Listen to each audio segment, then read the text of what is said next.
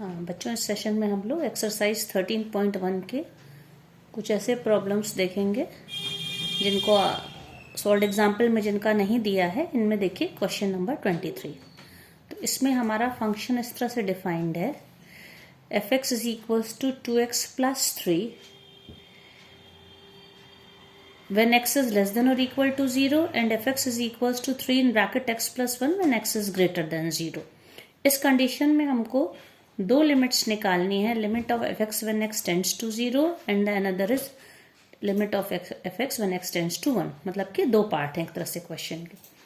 तो सबसे पहले हम लोग किसके लिए करेंगे, limit of the function when x tends to 0। तो लिमिट की डेफिनेशन से हम लोग पहले ये जानते हैं कि जैसे x टेंड्स टू 0 का मतलब है कि 0 से बहुत छोटी सी वैल्यू से 0 की ओर बढ़ें तो एफ एक्स या y कोऑर्डिनेट किस वैल्यू तक पहुंचेगा, और 0 से बड़ी वैल्यू से राइट से 0 की ओर बढ़ें तब हमारा फंक्शन क्या वैल्यू एक्वायर करेगा। जब दोनों कोइंसाइड कर जाएंगे वही लिमिट ऑफ द फंक्शन है। तो अब देखिए यहाँ पे जब फंक्शन इस तरह से डिफाइंड है, हम लोग का ये वे ऑफ राइटिंग होगा, limit x tends to 0 minus. 0 minus का क्या मतलब होता है, 0 से छोटी वैल्यू में जो हमारा फंक्शन है ये क्या हो जाएगा, limit of the function x tends to 0 minus. अब अकॉर्डिंग टू क्वेश्चन x से छोटी वैल्यू पे फंक्शन ये बन जाता है। तो fx की जगह पे क्या लिख लेंगे हम लोग, 2x प्लस 3। ठीक है, 0 से छोटी वैल्यू पे फंक्शन इस तरह से होगा। अब यहाँ पे हम लोग क्योंकि हम 0 के लिए लिमिट निकाल रहे हैं तो जैसे पॉलिनोमियल फंक्शंस की लिमिट जैसे निकालते थे, अब x की जगह पे 0 रख देंगे तो क्या हो जाएगा, ये 2 इंटू 0 प्लस 3। तो आंसर क्या आ गया, 3। तो हमारी 0 से छोटी वैल्यू पे जो लिमिट आई है इसकी वो आई है 3। अब यही काम हम लोग किसके लिए करेंगे, when x is greater than 0, 0 से बड़ी वैल्यू, तो उसको क्या लिखेंगे, 0 प्लस एफ एक्स। अब जब 0 से बड़ी वैल्यू है, अब हमें फंक्शन अकॉर्डिंग टू क्वेश्चन 0 से बड़ी वैल्यू पे ये वैल्यू लेना पड़ेगा फंक्शन को। तो एफ एक्स क्या हो जाएगा, limit x tends to 0 plus 3 in bracket x plus 1। तो अब 0 से बड़ी वैल्यू पे ये फंक्शन हो गया। अब x की जगह पे 0 रखेंगे, जो काम हम लोग पॉलिनोमियल फंक्शंस के लिए करते थे। सो 3 in bracket 0 plus 1, that will be 3। तो इस तरह से हम लोग देख सकते हैं कि 0 से छोटी वैल्यू जिसको हम लोग कहते हैं left hand limit. Okay, left hand limit को लिखेंगे LHL, मतलब कि 0 से छोटी वैल्यू पे लिमिट क्या आ रही है, 3, और 0 से बड़ी वैल्यू को राइट हैंड लिमिट जिसको हम लोग कहते हैं RHL। ये वैल्यू क्या, दोनों वैल्यू कोइंसाइड करके 3 आ रही, मतलब इस when x tends to 0 limit of the function is 3। So this was first part children. Now we will discuss second part. Second part में क्या करना है, when limit of the function when x tends to 1। Okay, तो इसको कैसे लिखेंगे, limit x tends to 1 fx is equals to limit x tends to। अब देखिए यहाँ पे जो क्वेश्चन हम लोग का इस तरह से है कि 1 से बड़ी वैल्यू पे फंक्शन हमेशा ये रहता है। ठीक है, तो यहाँ पे ग्रेटर देन 0 में वो सारी वैल्यू आ गई जो 1 से भी बड़ी हैं, मतलब कि नंबर लाइन पे ये 0 है और ये 1 है। तो इससे बड़ी ये सारी वैल्यूज के लिए, सॉरी राइट साइड होगा चिल्ड्रन, ये 0 है ये। तो इससे बड़ी सारी वैल्यू के लिए हमारा फंक्शन कैसे डिफाइंड है, 3 इंटू एक्स प्लस 1।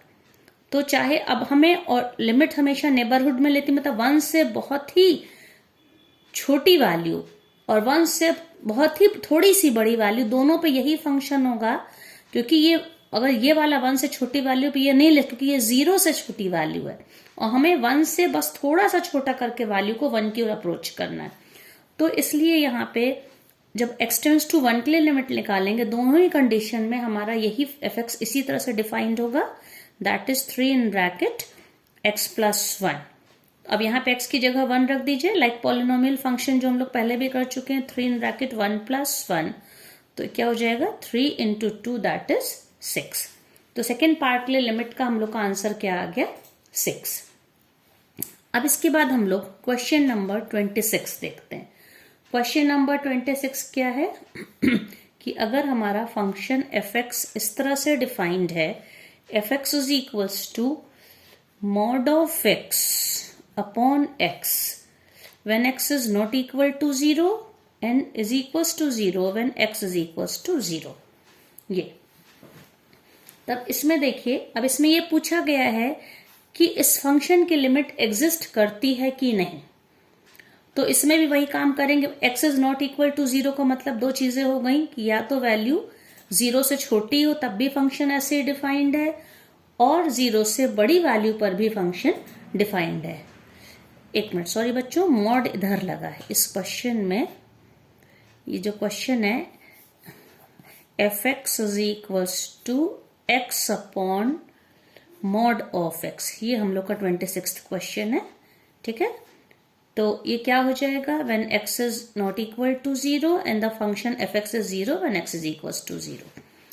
तो अब ये देखिए, जब हम लोग 0, इस क्वेश्चन में पूछा कि लिमिट एग्जिस्ट करती है कि नहीं। अब इसमें हम लोग जब 0 से छोटी वैल्यू लेंगे क्या लिखेंगे, limit x tends to 0 minus.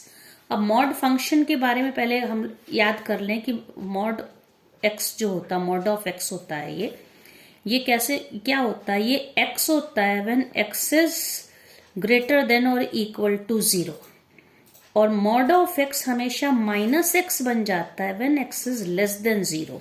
तो देखो लेस देन x, यहाँ पे लेस देन 0 लिखा, 0 से छोटी वैल्यू पे मॉड ऑफ x क्या बन जाता है, माइनस एक्स। ये हम लोग फंक्शन में ऑलरेडी डिस्कस कर चुके हैं। तो इस वैल्यू के लिए एफ एक्स क्या बन जाएगा, ये वाला x तो x ही रहेगा और मॉड ऑफ x बन जाएगा माइनस एक्स।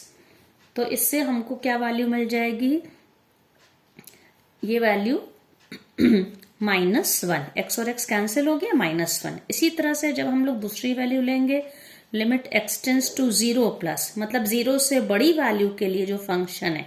अब 0 से बड़ी वैल्यू पे मॉड फंक्शन कैसे डिफाइंड है, mod function is equal to x, mod of x is x।